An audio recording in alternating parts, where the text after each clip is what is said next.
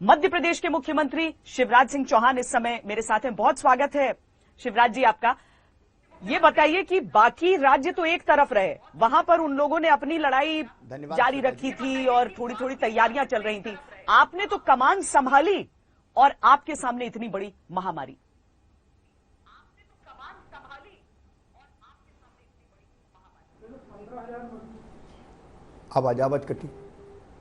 आवाज कट रही है।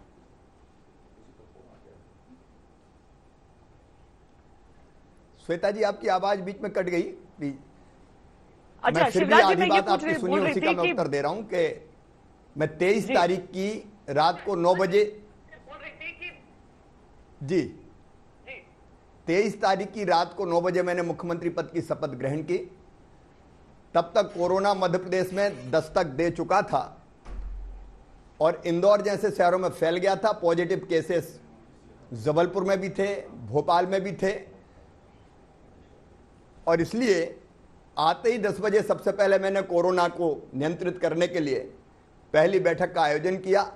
मैं आरोप प्रत्यारोप की बात नहीं करूंगा, वैश्विक बीमारी सबको मिलकर लड़ना चाहिए, लेकिन तत्कालीन सरकार ने ना कोई सिस्टम बनाया था, ना कोई व्यवस्थाएं की थी। यहां तक कि टेस्टिंग लैब केवल एक थी जिसमें 7 टेस्ट होते थे। हमने सारी व्यवस्थाएं बनाई। वो सरकार तो आईफा के आयोजन की तैयारियों में जरूर लगी रही थी, उनने कोई व्यवस्थाएं की नहीं थी। वो तो मुझे काफी सरकार बचाने में व्यवस्थाओं को बनाने में लगा। के खिलाफ ये लड़ाई लेकिन आज मैं ये कह सकता हूं कि मध्य प्रदेश में आज जुटे हुए थे तो हम कैसे कोरोना के खिलाफ ये लड़ाई लड़ लेते। जी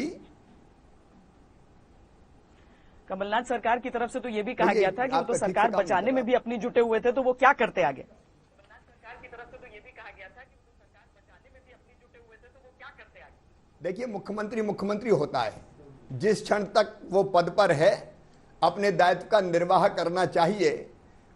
पद जब तक है तब तक 7.5 करोड़ जनता की जिम्मेदारी आखिर आपके ऊपर है। आप उस जिम्मेदारी को कैसे छोड़ सकते हैं?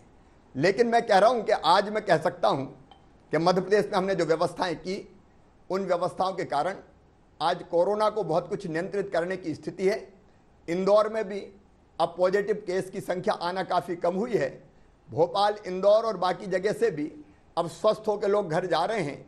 14 लैब्स हमारी काम कर रही है, डेडिकेटेड कोविड हॉस्पिटल्स हमारे हैं और जो बेहतर से बेहतर व्यवस्था इस बीच में बन सकती थी वो हमने बनाने का प्रयास किया है। शिवराज जी, एक मुख्यमंत्री के तौर पर आप बाकियों से थोड़ा सा अलग इसलिए दिखते हैं क्योंकि आप हमेशा लोगों के बीच रहना पसंद करते हैं। मैंने कई दफा देखा है कि कोई भी चीज होती है तो आप सड़कों पर जाते हैं, बच्चे यूं ही मामा नहीं कहते आपको, आप सबको गले लगाकर चलते हैं। लेकिन ये जो समय है वो बिल्कुल ऑपोजिट है उसके जो आप हैं। कितनी मुश्किल हुई आपको खुद को ढालने में, और अब वो ऑनलाइन मीटिंग्स करते हुए या आमने सामने की मीटिंग नहीं, दूर से ही निर्देश देते हुए, दूर से लोगों को आश्वासन देते हुए?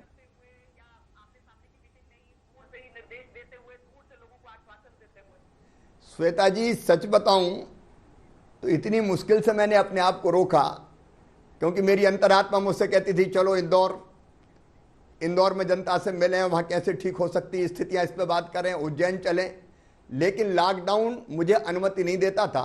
एक खतरा यह था कि मैं अगर गया इंदौर और उज्जैन तो लोग बड़ी संख्या में निकल सकते हैं और उससे कोरोना के संक्रमण का खतरा भी फैल सकता है।